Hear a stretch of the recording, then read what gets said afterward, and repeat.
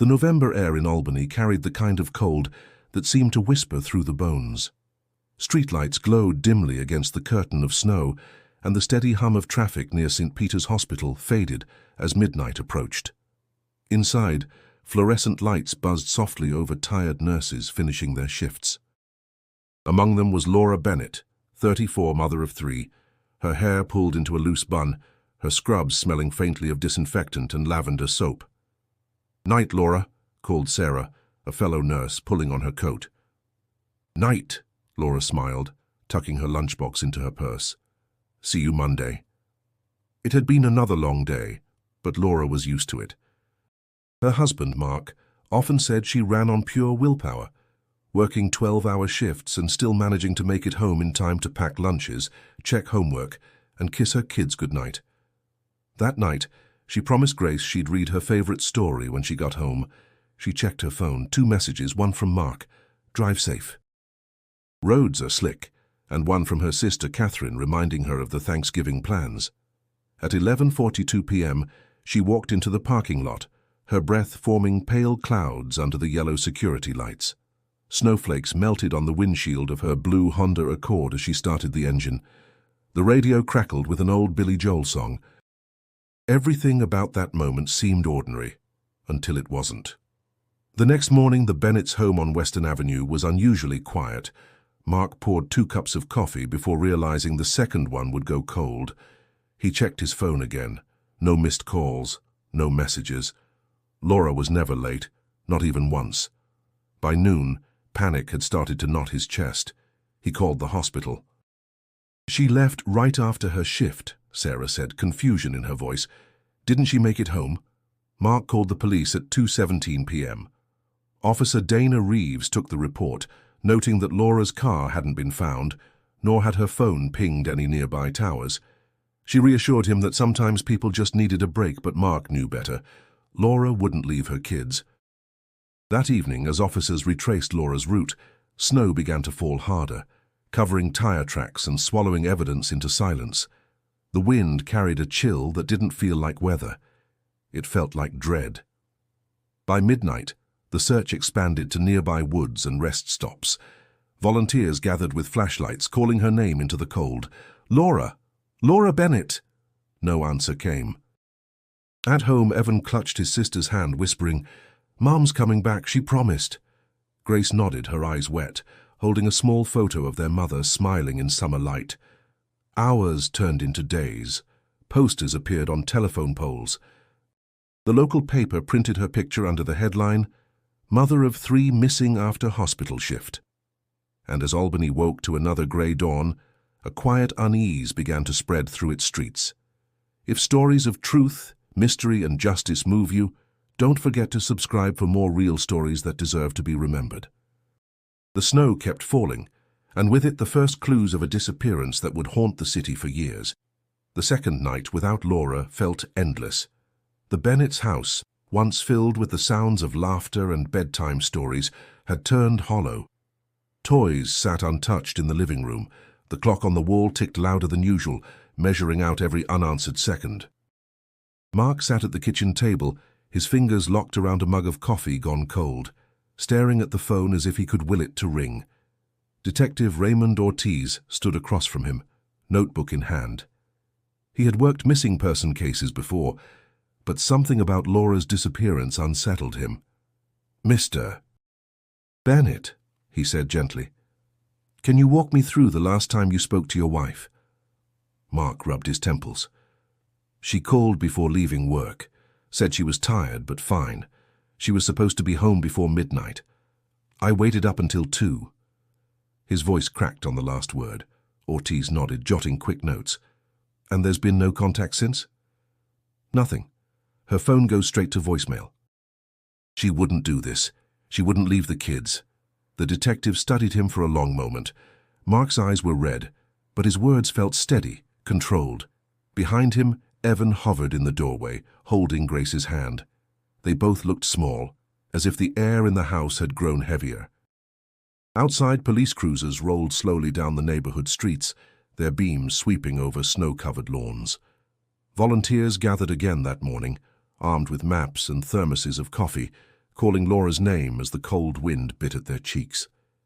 At Albany PD headquarters, Ortiz briefed his team.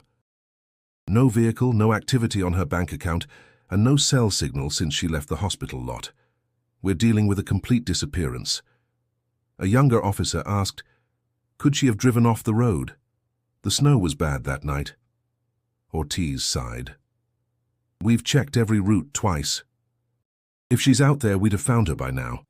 Back at the Bennett house, Catherine arrived from Rochester, her coat dusted with snow. She pulled Evan into her arms. We're going to find her, she whispered, though her voice trembled. Mark turned away, unable to meet her eyes. Reporters began to gather near the mailbox by evening. Flashbulbs flickered as Mark stepped outside to plead for help. Please, he said to the cameras, if anyone saw anything, call the police. Laura's a nurse, a mother. She helps people every day. We just want her home. The news segment aired that night on Channel 13, showing Laura's smiling face beside the words, "Missing in Albany." The community reacted with empathy and fear. At grocery stores and coffee shops, her name lingered in hushed conversations. By Sunday, search efforts stretched along the Mohawk River. The snow had melted just enough to reveal muddy tire tracks near an access road, though nothing conclusive. Ortiz noted every detail, unwilling to let the trail go cold. Back home, Grace asked her aunt, "Why isn't Mommy answering?" Catherine's throat tightened. "She's trying to find her way back to us, sweetheart." But as the days passed and no trace of Laura appeared, even hope began to shiver in the cold Albany air. Detective Raymond Ortiz leaned back in his chair at the Albany Police Department, the soft hum of the fluorescent lights above him cutting through the silence of the early morning. 3 days had passed since Laura Bennett's disappearance, and every lead so far had collapsed into nothing. He flipped through the case file again, routine statements, phone records, time logs from St. Peter's Hospital, details that seemed complete yet hollow. He tapped his pen thoughtfully. "Something's missing," he murmured to Officer Reeves, who sat nearby scanning a list of potential witnesses. "Maybe she just wanted to get away," Reeves offered, though her tone lacked conviction.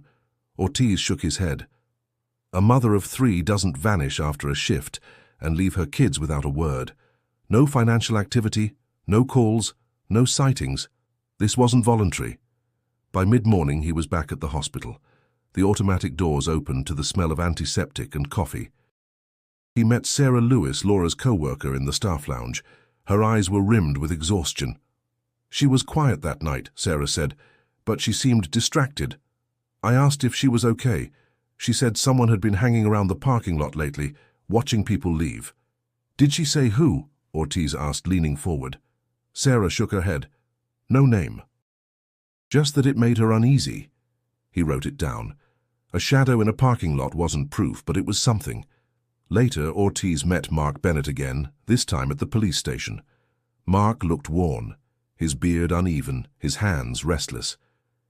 "Mr. Bennett," Ortiz began carefully, "we're retracing Laura's route home.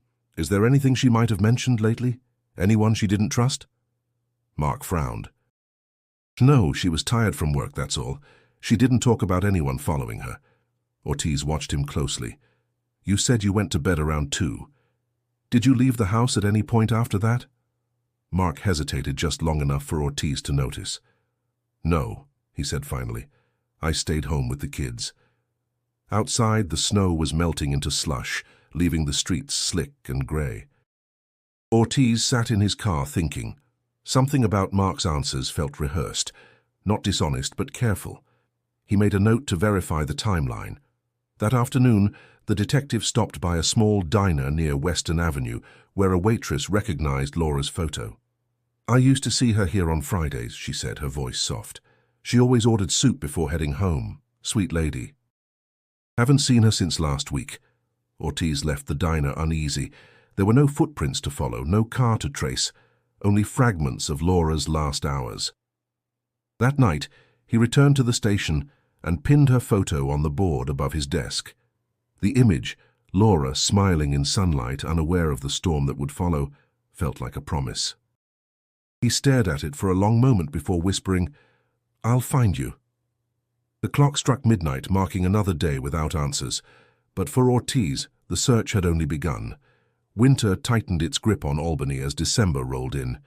The once bright posters bearing Laura Bennett's face were now streaked by rain and sleet curling at the corners.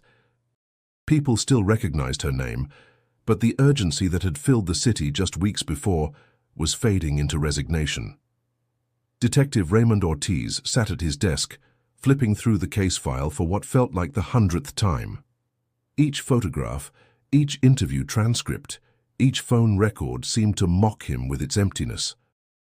The search had yielded no car, no body, no signs of struggle, only a silence that grew heavier with each passing day. Officer Reeves entered, carrying 2 steaming cups of coffee. "Nothing from the highway patrol," she said quietly. "No new leads." Ortiz took the cup, staring out the window at the grey slush coating the streets. "Every trail turns to ice before I can follow it." At the Bennett home, the atmosphere had shifted from panic to paralysis. Mark sat by the fireplace, staring into the embers. He had stopped shaving, his clothes hung loosely from his frame. Catherine had taken the children to her house most nights now, trying to protect them from the endless worry that lingered like fog. When Ortiz came by for a follow-up interview, he found Mark sitting alone, the faint smell of bourbon in the air. "Detective," Mark said flatly, "you can stop checking in. She's gone." Ortiz looked at him steadily. "We don't stop until we know what happened." Mark gave a tired laugh. "You think knowing will change anything?" Ortiz paused. "It might change everything." Outside, he leaned against his car, letting the cold sting his face. He couldn't shake the image of Laura's children, Evan's quiet determination, Grace's tearful questions, little Noah clutching his mother's scarf as if it could bring her back. At the station, the chief called him into his office. "Ortiz, the department's moving resources to other cases. You'll need to wrap this one up soon unless something new comes in." Ortiz's jaw tightened. "She's still out there." "Maybe," the chief replied, "but we can't chase ghosts." That word, ghosts, echoed in his mind as he packed up the folders that night. The sound of the wind against the station windows filled the silence. He placed Laura's photo inside the file last, hesitating before closing the cover. By February, the official search ended. Volunteers stopped showing up. Reporters moved on to fresher headlines. The Bennett case was reclassified as unsolved. Ortiz visited the river once more, standing on the icy bank where they'd searched months earlier. The Hudson moved slow and dark beneath a thin crust of ice. He dropped a small stone into the water, watching the ripples vanish into blackness. "Where did you go, Laura?" he whispered. He didn't expect an answer. Only the wind replied, carrying the faint sound of distant traffic and the mournful toll of a church bell. That night, he filed the final report, stamping it with the words "Unresolved, Albany PD, 2005. The ink bled slightly on the page, as if even the paper refused to accept the silence. A decade had passed, yet Albany still carried the faint echo of the name Laura Bennett. For most, it was an old mystery, the kind that people recalled in half-finished sentences at coffee shops and family gatherings. But for Detective Raymond Ortiz, now retired, it remained unfinished business, a scar that never healed. He lived alone in a modest apartment near Madison Avenue, walls lined with old case files and photos yellowed with time. On his desk sat a framed picture of Laura, smiling with her children. He kept it there not as a reminder of failure, but as a promise unfulfilled. Outside, January snow drifted down softly, coating the streets in quiet white. Ortiz poured himself coffee and turned on the morning news. The anchor spoke about rising crime rates and budget cuts in local law enforcement. Nothing new, nothing hopeful. Still, the mention of Albany PD tugged at him. He reached for the Bennett file, its edges worn and soft from years of handling. Across town, Evan Bennett, now 20, walked through the SUNY Albany campus, backpack slung over one shoulder. He was tall, serious, with his mother's calm eyes. To his friends, he was quiet and reserved. To his professors, a student with an unusual drive for criminal justice. But deep down, everything he did came from one reason: to find out what happened to his mother. That evening, he visited his Aunt Catherine. The smell of her lasagna filled the kitchen, familiar and comforting. She smiled faintly when he walked in. "You've got that same look again," she said. "The one your father used to get when the police called with no news." Evan hesitated before replying. "I can't let it go, Aunt Cat. It's been 10 years, but no one really looked." "They gave up." She set down the dish towel, her expression softening. "I know, but digging it up might hurt more than it helps." Evan shook his head. "Not knowing hurts worse." That night, he sat on his dorm bed with his laptop open, the glow reflecting in his eyes. He typed, "Albany 2005 missing nurse Laura Bennett." Dozens of old articles appeared. Her photo, the same headline repeated across years. But one name caught his attention: Detective Raymond Ortiz, lead investigator, now retired. The next day, Evan found Ortiz's address through a public directory. The old detective opened the door, surprised but not unfriendly. "Detective Ortiz?" Evan asked. "My name's Evan Bennett." Ortiz's face softened with recognition. "You've grown," he said quietly. "You look like her." Evan swallowed hard. "I want to know what happened. Can you help me?" For a moment, Ortiz didn't answer. He looked past Evan toward the snowy street, then back into the young man's determined eyes. "I tried for years," he said, "but maybe it's time to try again." The air between them felt heavy with something unspoken, hope, fear, and the weight of a decade-old promise stirring back to life. Detective Raymond Ortiz hadn't stepped inside a police station in 5 years, yet the smell of old coffee and dust felt exactly the same. He walked beside Evan Bennett, the son of the woman whose photo had haunted his desk for a decade. Evan's determination was quiet but unshakable, the kind that made Ortiz feel the faint echo of purpose again. They met with Officer Dana Reeves, now part of the Albany PD cold case unit. She recognized Ortiz instantly. "Didn't think I'd see you back here," she said, half smiling. "I didn't either," Ortiz replied. "We're here about the Bennett file." Reeves raised an eyebrow. "That one's ancient history." "Maybe," Evan said, stepping forward, "but I filed a Freedom of Information request. The case file's public now, at least the redacted parts. I want to go through them." Reeves hesitated, glancing between them before nodding. "You'll have to sign the access log. It's all archived downstairs." Hours later, they sat in the dim records room, surrounded by boxes labeled 2005-2006 cold cases. Dust danced in the narrow rays of fluorescent light. Ortiz flipped through photos and typed reports, while Evan took notes in a worn notebook. "Look at this," Evan murmured, pointing to a line in a witness statement. "A janitor saw a man loitering near the hospital parking lot that week. Never identified." Ortiz leaned closer. "The name Tom Grayson keeps popping up. Maintenance staff. Fired in December 2005. Why wasn't this followed?" "Probably because there wasn't enough to tie him," Ortiz muttered, irritation tightening his jaw. Later that week, Evan arranged to have evidence from the case re-examined at the state lab.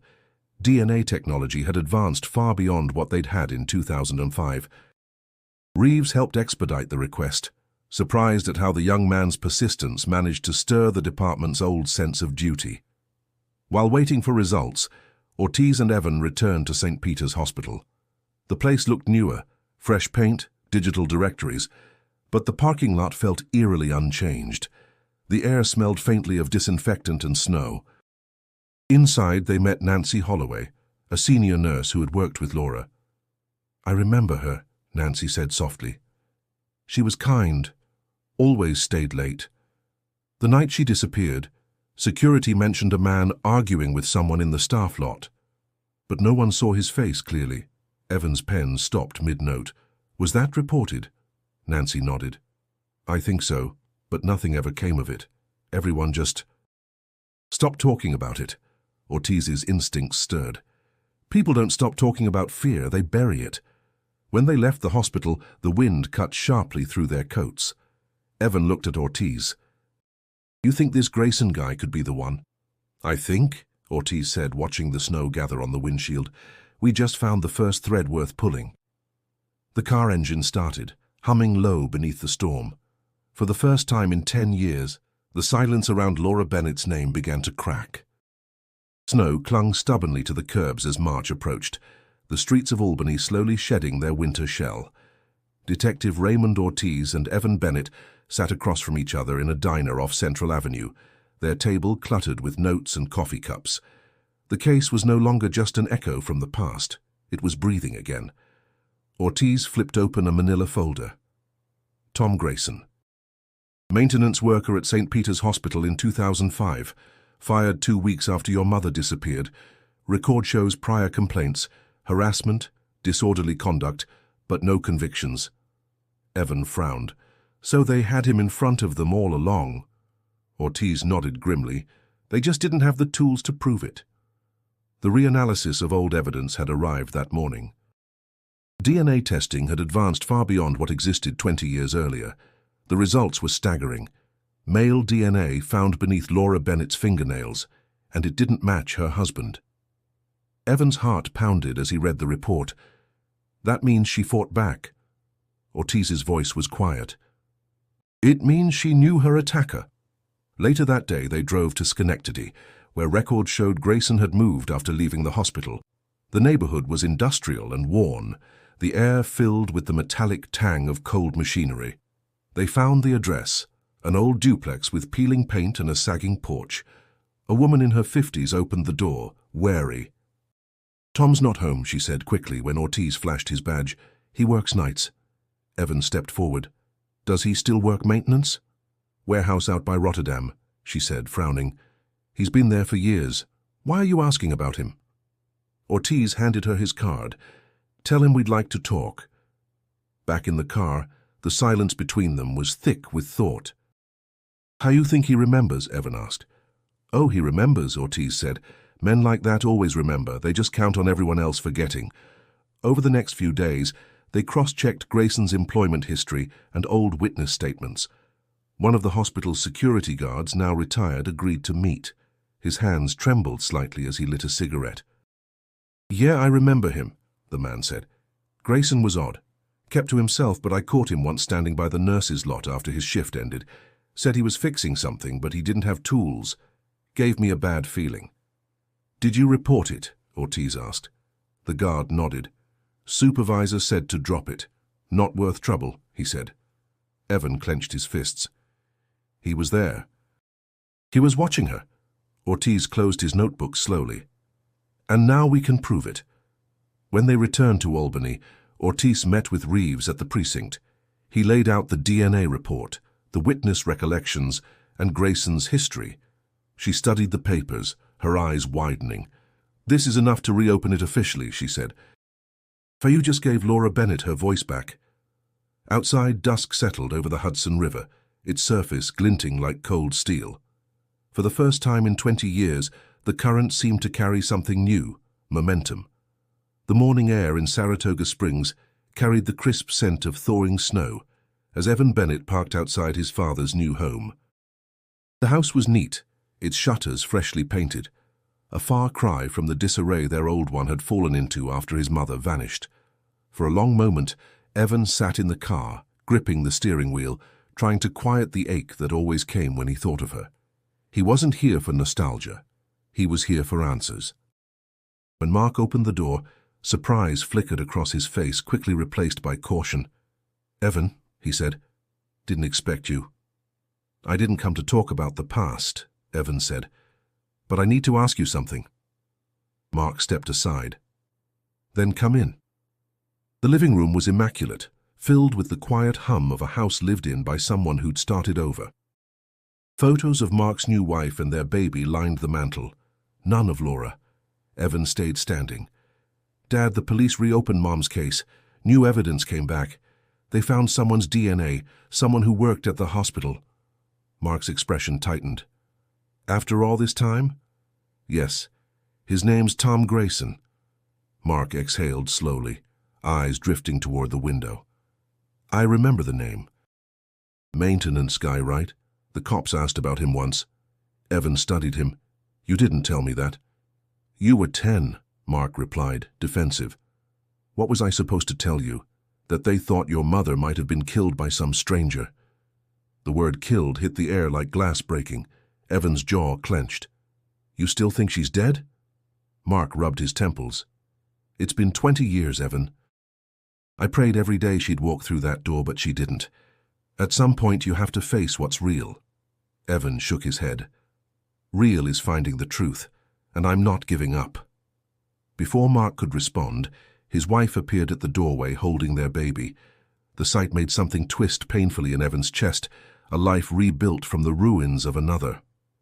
I should go, Evan said quietly. Mark's voice softened. I'm sorry, son. I hope you find what you're looking for. Driving back toward Albany, Evan's thoughts burned. His father had moved on. Ortiz had retired once already. The police had stopped caring years ago. But he couldn't. He wouldn't. That evening, Ortiz arranged a meeting with Tom Grayson at the warehouse where he now worked. Grayson, in his 50s, was wiry, with graying hair and a deep, wary stare. His handshake was rough but brief. Detective, he said, eyeing Ortiz carefully. Haven't heard that name in a while. What's this about? Laura Bennett, Ortiz replied. Remember her? Grayson's brow furrowed.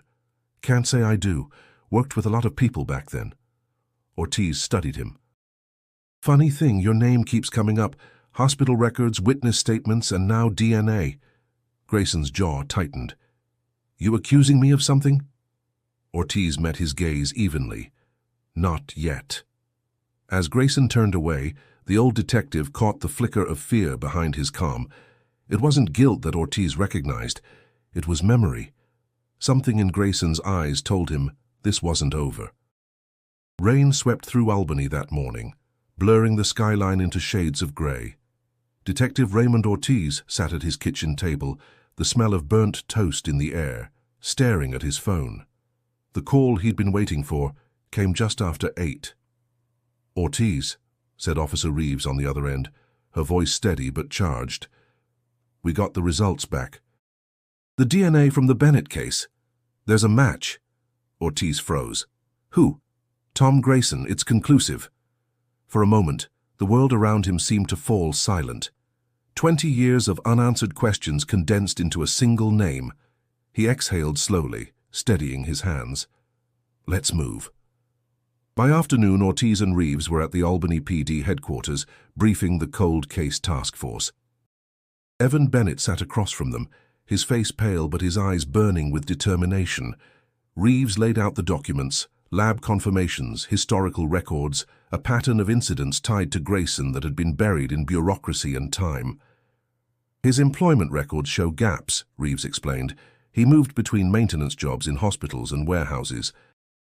There are at least 2 other missing persons cases with similar timelines. Evan leaned forward. You're saying he's done this before? Ortiz didn't answer immediately. We can't prove that yet, but Laura wasn't random. He knew her, maybe followed her, maybe waited. The words hit Evan hard. He pressed a hand against his mouth, fighting to stay composed. Then let's end this. That evening, the police obtained a warrant to search Grayson's property in Schenectady. The air was damp and heavy with the smell of rain-soaked earth as officers moved quietly through the yard. Ortiz stood near the fence, flashlight in hand, his pulse steady but his chest tight. Inside a shed behind the house, Reeves lifted a dusty tarp. Beneath it lay boxes, tools, old uniforms, and something smaller wrapped in a cloth. She unfolded it carefully, revealing a faded keychain, a silver pendant shaped like a heart, engraved with the letter L. Ortiz's throat went dry. That's hers, he whispered. Laura Bennett's. Evan, who had been waiting by the patrol car, saw Ortiz walking toward him with the pendant in his palm. The young man's voice trembled. Where did you find it? In his shed, Ortiz said quietly. We're taking him in. Before dawn, police surrounded Grayson's small house. He was led out in handcuffs, his face expressionless, his eyes fixed on the ground. The moment felt both monumental and unbearably hollow. News broke by morning. Albany, 2005, cold case solved after 20 years. Reporters flooded the sidewalks. Headlines carried Laura's name again, her photo bright against the grey rain. But amid the noise, Ortiz stood apart, watching the flashing lights paint streaks across the wet pavement. He turned to Evan. "It's not over yet," he said. "But we finally found the man who took her from you." Evan nodded slowly, tears mixing with the rain. "Then let's make sure she's never forgotten." The Albany County Courthouse loomed tall under a grey spring sky. Crowds gathered outside as reporters adjusted microphones and photographers jostled for position. Inside, the air was thick with murmurs, 20 years of silence now condensed into one public reckoning. State of New York versus Tom Grayson was about to begin. Evan Bennett sat behind the prosecution table, his hands clasped tightly together, his heart hammered in rhythm with the ticking courtroom clock. Across the aisle sat Tom Grayson, thinner now, his once steady eyes darting with unease. He wore a plain suit that did little to disguise the tension rolling off him. Detective Raymond Ortiz took a seat a few rows behind, his worn notebook resting on his knee. He had spent half his career chasing Laura Bennett's ghost, and now he was here to watch her story spoken aloud. The prosecutor, Lydia Crawford, began her opening statement. On November 14, 2005, Laura Bennett left her shift at St. Peter's Hospital. She never made it home.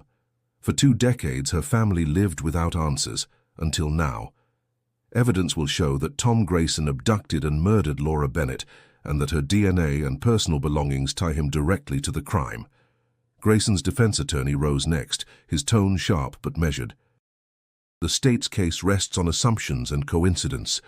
There's no body, no eyewitnesses, and no confession. DNA alone can be misleading. My client has been painted as a villain in a story built on speculation." Evan's jaw tightened. He could feel Ortiz's calm presence behind him, steady as always, grounding him through the storm. Witnesses were called: Laura's co-workers, officers from the original investigation, forensic experts explaining the re-examined DNA. Each detail pulled the courtroom further into that long, frozen November night. When Ortiz took the stand, his voice carried the quiet gravity of time. "I kept this case open in my mind because I couldn't accept that she'd simply vanished. We knew someone had waited for her. The technology we have now gave her a voice she never got to use." The defense attorney leaned forward. "Detective, after 20 years, can you really be certain your memory hasn't changed the story?" Ortiz met his gaze evenly. "The story never changed. We just didn't have the tools to finish it." Evan's turn came next. He stood straightening his tie, every nerve in his body trembling. "I was 10 when my mom disappeared," he said. "I used to wait by the window every night thinking she'd come home. I grew up with questions no one could answer. Now I just want truth, whatever it is." Silence filled the courtroom. Even Grayson avoided looking at him. Outside, the evening rain began again, streaking the courthouse windows. Ortiz watched it fall and felt an old weight begin to shift. The truth, after all these years, was no longer buried in cold files or fading memories. It was finally being spoken, one testimony at a time. The 4th week of trial brought fatigue and frustration. The jury looked weary, the lawyers tense. Every witness seemed to echo the same uncertainty. There was no body, no confession, only fragments of proof strung together by time. And though the prosecution's case was strong, it still hung on a fragile thread. Evan Bennett sat in the back row, his hands clasped tight, anxiety twisting in his stomach. He had dreamed of justice for years, but now, as the defense chipped away at the evidence, doubt crept in. What if they let him walk? Late that afternoon, Detective Raymond Ortiz sat alone in his car, parked outside the courthouse. The weight of the case pressed on him like it had 2 decades earlier. His phone buzzed. The number was unfamiliar. "Ortiz," he answered. A rough, older voice came through. "This is Pete Harrison. We worked together back in '06. I just heard about the Bennett trial on the news. I think I found something you'll want to see." Ortiz's pulse quickened. "What is it, Pete?" "There's a box in the evidence room mislabeled from that year. I found it while auditing old property logs. It's marked vehicular incident, but the tag code matches your case. Thought it was a mistake." Within an hour, Ortiz was at the police evidence facility. Dust coated the shelves, and the air smelled of cardboard and old paper. Pete handed him the box. Inside, under a crumpled report, lay a torn piece of fabric sealed in plastic and a pair of earrings, silver, shaped like small leaves. Ortiz felt his chest tighten. These were never logged in the Bennett inventory. Pete nodded. Looks like they got misplaced during the winter storms that year. We were clearing out evidence from multiple cases. Ortiz called Reeves immediately.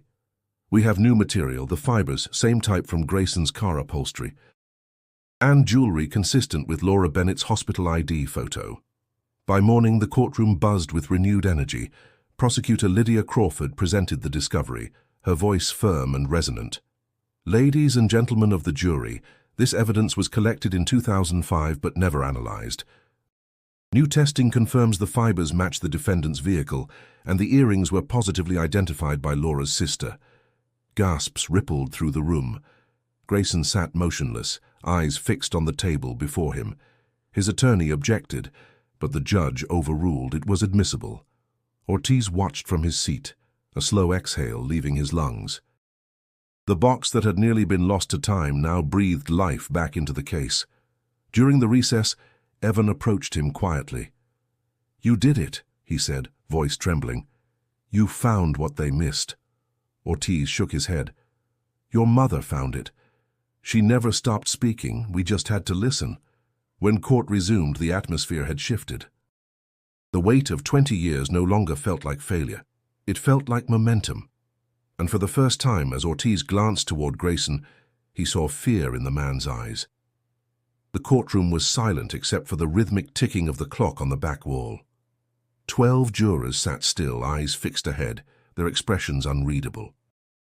It had been 3 days of deliberation, 3 days of tension hanging like fog over Albany. On the 4th morning, word spread, the jury had reached a decision. Evan Bennett's heart pounded as he took his seat behind the prosecution table. His hands trembled slightly, but he kept them clasped together, grounding himself. Detective Raymond Ortiz sat beside him, eyes forward, every line in his face carved with years of waiting. Tom Grayson entered moments later, escorted by deputies. His face was pale, lips pressed tight. For the first time he looked smaller, less like a man who had eluded justice, more like someone cornered by it. The judge's voice echoed. "Members of the jury, have you reached a verdict?" The foreperson stood, holding a folded paper. "We have, Your Honor." The entire room seemed to hold its breath. In the matter of the state of New York versus Tom Grayson on the charge of second-degree murder, we find the defendant guilty. A sound broke from Evan's throat before he could stop it, part gasp, part sob. He pressed a hand to his face, tears flooding his eyes. Beside him, Ortiz closed his, exhaling a single word under his breath. Finally.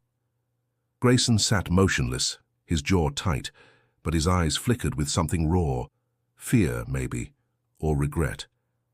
The judge continued, sentencing scheduled for a later date, but the words blurred for everyone else. The weight of the moment drowned out everything. When the session ended, reporters flooded the hallway.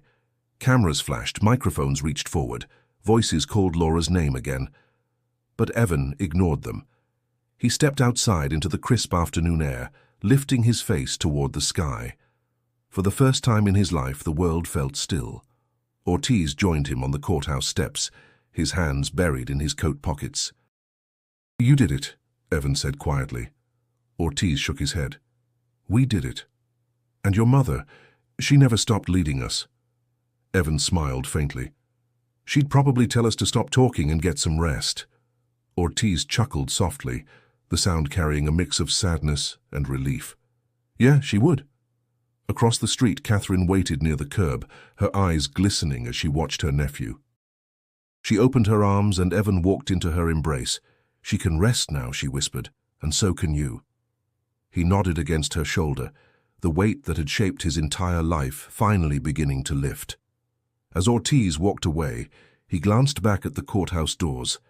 Inside those walls, 2 decades of silence had just been broken. Justice had come late, but it had come all the same. The sun slipped behind the clouds, casting long shadows across the marble steps. Yet for the first time since 2005, those shadows no longer felt cold.